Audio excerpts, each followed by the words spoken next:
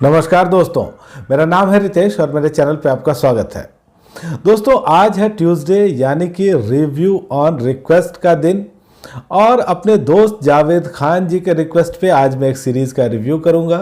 ये सीरीज़ है the marked hurt, जिसका दूसरा सीजन अभी आया है। ये सीरीज़ है नेटफ्लिक्स की और ये सीरीज़ एक कोलंबियन सीरीज़ है। मूलतः आई है स्पेनिश भाषा में, लेकिन हिंदी और इंग्लिश में भी आप इसको देख सकते हैं। दोस्तों, रिव्यू की शुरुआत करने से पहले एक रिक्वेस्ट आपसे कि यदि आपने अब तक मेरे चैनल को सब्सक्राइब नहीं किया है तो ज़रूर ही कर लीजिएगा, क्योंकि वेब सीरीज़ और मूवीज़ के रिव्यू के साथ साथ आपको यहाँ मिलती है OTT की दुनिया की हर जानकारी।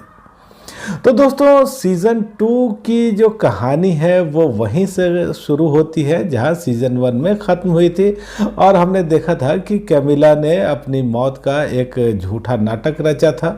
अब वो पहुंच गई हैं इस्तांबुल और ये सीरीज़ इस्तांबुल से होते हुए, मैक्सिको से होते हुए फिर कोलंबिया पहुंचती हैं और यहाँ कैमिला की मुलाकात फिर होती है सिमोन से। इन दोनों के बीच प्यार मोहब्बत की शुरुआत भी हो जाती है और वहीं जकारियस है जो कि सिमोन से बदला लेना चाहता है और अपनी पत्नी कैमिला को फिर से हासिल करना चाहता है। वो उसका दिल भी जीतना चाहता है और फिर कहानी में क्या कैसे होता है यही आप इस सीरीज़ में देखते हैं। दोस्तों, इस सीरीज़ की जो कहानी है वो अच्छी है, अच्छे ढंग से लिखी गई है, डायरेक्ट की गई है।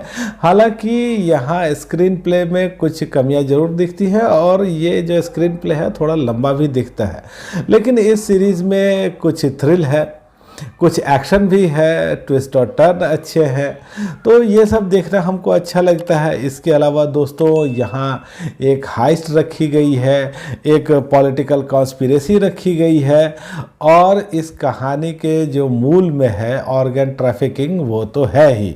कैरेक्टर्स जो हैं वो आपको ज़्यादातर पुराने ही दिखते हैं, लेकिन इनकी इमोशनल बॉन्डिंग भी देखना हमको अच्छा लगता है। लेकिन दोस्तों, यहाँ हर कैरेक्टर जैसे लगता है कि कुछ ज़्यादा ही हाइपर हो रहा है। वक्त वक्त पे ये लोग कुछ ज़्यादा ही एक्साइटेड हो जाते हैं, चीख चिल्लाने लगते हैं, तो ये बात थोड़ी ठीक नहीं लगती।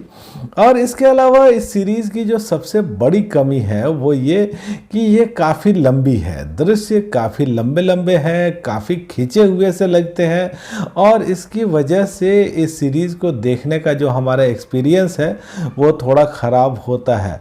लेकिन जिस तरह से यहाँ कहानी आगे बढ़ती है, कुछ ट्विस्ट टर्न आते हैं, तो ये सीरीज़ देखने में ठीक लगती है। तो आप ये कह सकते हैं कि कुछ कमियों के साथ ये एक अच्छी सीरीज़ है।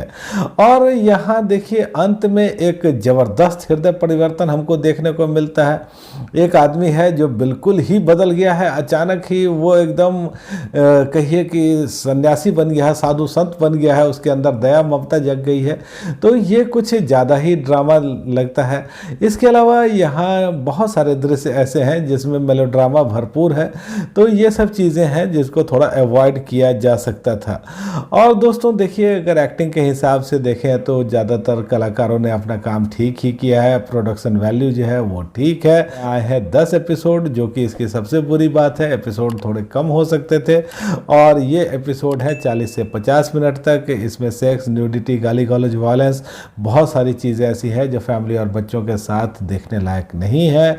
और इस सीरीज़ के लिए जो मेरी रेटिंग है वो है 5 में से 3 की। तो दोस्तों, आज इतनी ही बात। आपको यह रिव्यू कैसा लगा मुझे कमेंट करके बताइएगा और आपने अगर ये सीरीज़ देखी है तो भी मुझे बताइएगा कि आपको कैसी लगी। धन्यवाद।